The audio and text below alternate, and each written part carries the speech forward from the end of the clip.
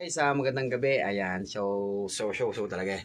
Ayan, ipapakita ko sa inyo guys yung napakagaling na alaga ko dito na yung mabait. So, tinatawag dito ay talagang araw-araw siya nakuha ng itlog.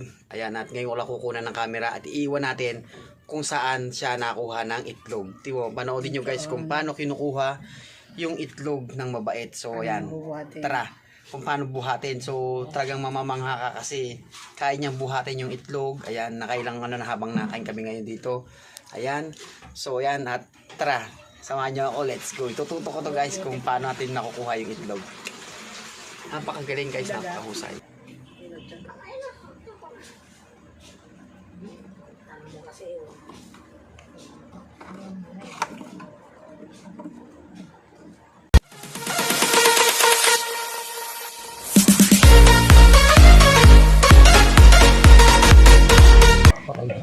Yun guys, ito na at sineset up na natin yung ating camera. So panoodin nyo guys kung talagang paano kunin ng isang munting daga ang isang itlog. So guys, yung isang tray na yan, dyan sa ibabaw nakuha.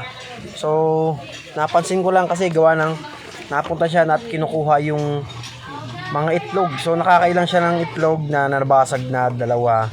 So bali pangatlong tong kukunin niya. So inawat ko at sabi ko nga bibidyohan ko at para may paron ako pakita sa inyo. So ayan, abangan nyo ang ating mga magandang setup. So kaya inaabangan ko kagad kanina kasi nga sayang yung yung gin at nandiyan yung mga 4 baka malaglag, mabasag pa at gusto niya pinipilit niyang kunin talaga yung itlog. So dinadala niya sa may singit, sa pinakabahay-bahay niya. So ito natabangan nyo at hanggang dyan lang kayo guys para tutukan yung paano kunin ng isang munting daga yung itlog. So yan guys, pinatay ko ng ilaw, bali ay na siya. So nakatutok na siya, ayan na. Tignan nyo guys kung paano kunin yung itlog. So ayan diba? So nakakamangha kung paano niya kunin. So maya maya ay kukunin ko yan, baka malaglag pa, sayang. So abangan nyo guys kung paano lang niya, kung paano niya gusto niya, pilit niya kinukuha yung itlog. So ayan guys, pilit talaga niyang gustong kunin.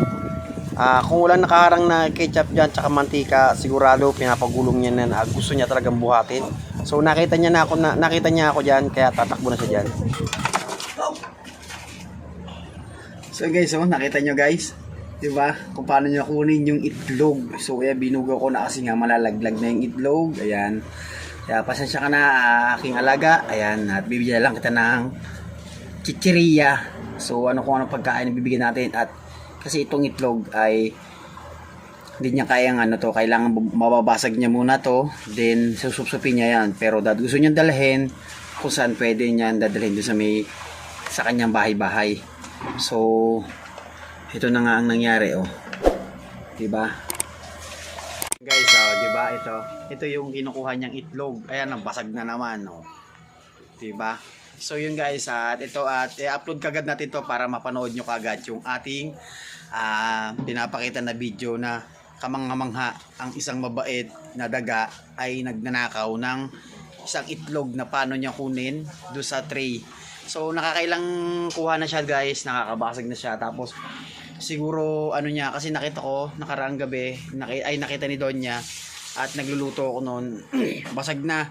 So gusto niya kunin, nilagay niya doon sa may kanyang bahay-bahay. Then parang yung isa nabasag na, tapos parang siguro hinihigop niya. So ito, basag ang isang itlog ng mabait. Ayan.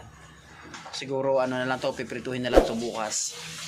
So kailangan natin to, itatabi na natin yung tray na yon para kasi pag nandun yan, ubusin niya yun kahit mga ilang piraso kaya niya ubusin.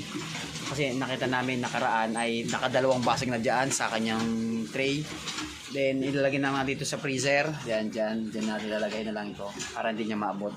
So yun nga, medyo nakakatakot kasi nga baka pagka ikot-ikot niya ay nadali yung mga alak at sayang naman baka mabasag tapos mabagsakan pa tayo.